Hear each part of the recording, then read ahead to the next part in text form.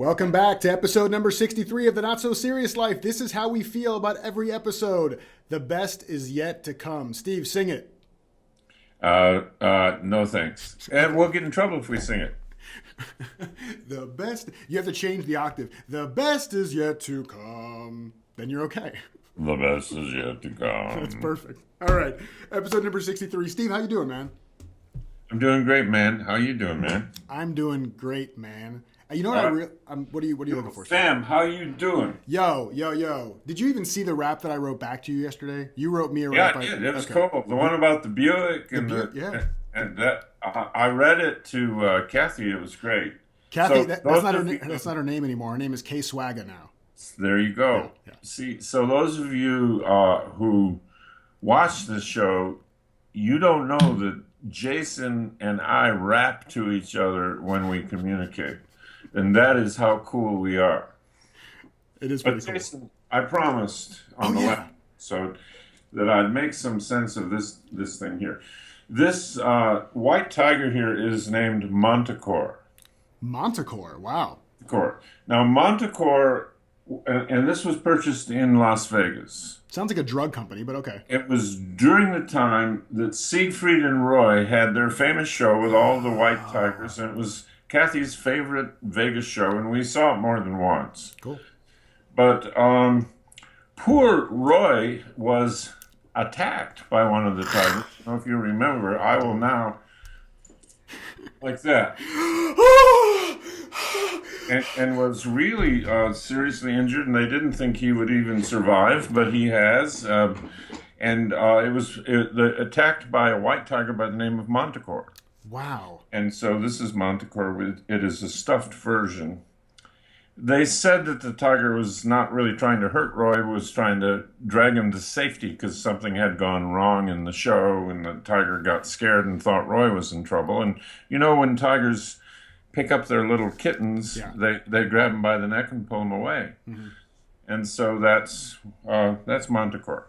Do you think that maybe with as smart as the white tigers are and how easily they are trained for these shows, that they could train them to warn you of danger in a different way than ripping your carotid artery out? I don't know. I think they're probably working on that now. Future people with white tiger shows. Yeah, that's a good idea. That's what we should do, a white tiger show. You be Siegfried. I would love it. All right. You ready to get into the question? Absolutely. Thank you for telling us about Montecore. I appreciate it. It sounds like a villain in a movie or, like I said, a drug company. So, all right. So today's question comes from Anonymous. And Anonymous asks, Anonymous is sending a lot of questions. They really have a lot of stuff to work on. Why would someone name their child Anonymous? Unless they want the child to sort of stay under the radar for most of their lives. Yeah. Go ahead. I feel like Anonymous and Montecore could do something together. So Anonymous's question is, how do I figure out what I want to do with my life? God, Steve, I hope you have the answer because I'm asking the same question. How do I figure out what I want to do with my life? I don't know what I want to do with my life. I cannot keep doing soul-sucking jobs, and I do not know what to do with my life. Therefore, I don't know which direction to start walking. Time goes fast. I don't want to waste more time wandering around. So Anonymous says, how do I figure out what I want to do with my life? Well, step one, get a name.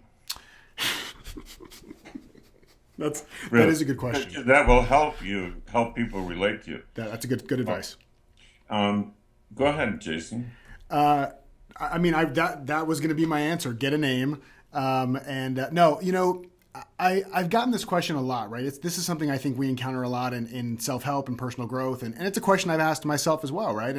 And you know, what I always come back to is the power of choosing. And, you know, I ask, how did you choose your best friend? Anonymous, if you have a best friend, how did you choose your best friend? How did you pick your favorite food? And was that person always your best friend? And was that always your favorite food? And so I guess the reason I ask those questions is because figuring out what you want to do with your life, to me, is the hardest thing to do in the world when it's a conceptual exercise. Right? When it's something you want to conceptualize and need full certainty in the thing you're choosing before you start going in that direction. And it plagues a lot of us. I spent 15 years in IT because I was too afraid to try anything new until I had exact, perfect certainty of what I was going to be doing. And even when I started coaching, which I don't even know if I've told you this, Steve, when I first started coaching, I changed my niche of coaching. This is before I knew you. I changed my niche in coaching 5 times in the first 6 months without actually coaching anybody. because I needed this. I need conceptually to know with certainty that I had picked the right niche before I actually did anything. So for me, my answer to you, Anonymous, my advice is to just start testing.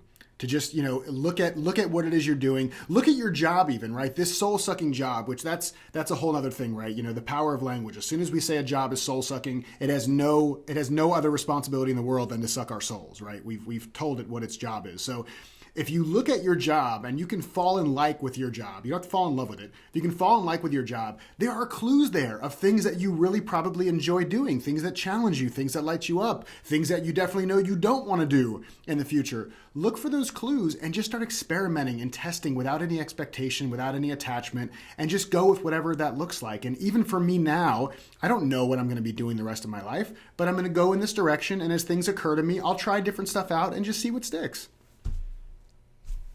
I love that. I like the element of choosing. My good friend Lindsay Brady once was faced with, I have no idea what I want to do. And this was back in the day when we had a thing called Yellow Pages, and phone books. You won't know what those are. But it was a big, thick book, and it had yellow pages that advertised every form of service known to humanity. And Lindsay decided, I'm going to go through the yellow pages, and I'm going to circle anything that looks like it would be fun to do.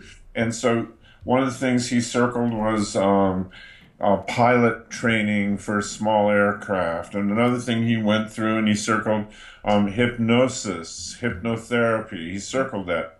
And he went through and he found all the things. Then he went back and he chose hypnosis, hypnotherapy, and he went into that field. So I would make a list of every possible field you could go into right now, and write them all down and take a look and circle the ones that call to you the most, and then go give it a try. And you will move through, it'll just be a starting point, because from one career you'll go to another, to another, to another. Woody Allen started out as a stand-up comic, and I saw him in Las Vegas once when he was on stand-up. Then he started writing little plays and stories for the New Yorker, and then he wrote a play that went on Broadway called Don't Drink the Water. Mm-hmm. Jackie Gleason was in it. I'm telling you about stuff before you were born, Jason. It's true. I hope you appreciate this. I do. Bring it on. I'm able to call this back from many years. And then he started writing movie screenplays. And then he started directing and all of that. And so you start here and you move and you move and you move. So it doesn't matter. So my answer is, it doesn't matter what you do. Yeah.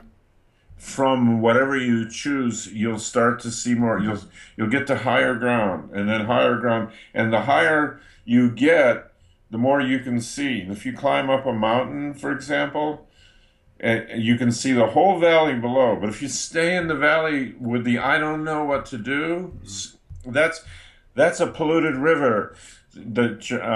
I'm coming up with metaphors now. I've had too much of this. See, if you drink too much of this, it's a polluted river, and you're floating down. You're swept in the river of I don't know what to choose. I don't know how to do this. What should I be in my life? And what you really need to do is pour yourself a cup of Death Wish coffee, and then make a list and circle it and get going, get busy, and don't write to our. And then next week, send in what you're doing. Tell us what career you've chosen. If you're getting paid by that Death Wish coffee company not sharing the proceeds with me, I'm going to be so mad. Anonymous, and go ahead. Sorry. We should send our episodes to them. We could finally have a sponsor. Yeah. I would love to have a Skull and Crossbone be associated with this show. All right, Anonymous, thank you so much for your question. I hope this helps. And I really do hope that we get an email from you that says, I still have no idea what I'm going to do with my life, but I've taken a step in some general direction, and I'm playing with it and experimenting. So go do that and let us know. As always, keep sending your questions into questions@thenotsoseriouslife.com. I don't know why I'm trying not to laugh right now. I think it's your face, Steve. Not that you're funny looking. You're just comedic. And don't forget to go to our website, thenotsoseriouslife.com. And we love you guys, and we'll see you next time. Goodbye.